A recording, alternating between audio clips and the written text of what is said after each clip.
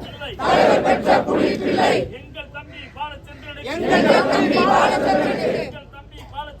எங்கள் தம்பி பாலச்சந்திரனுக்கு வீர வணக்கம் வீர வணக்கம். நாம் தமிழரின் வீர வணக்கம்.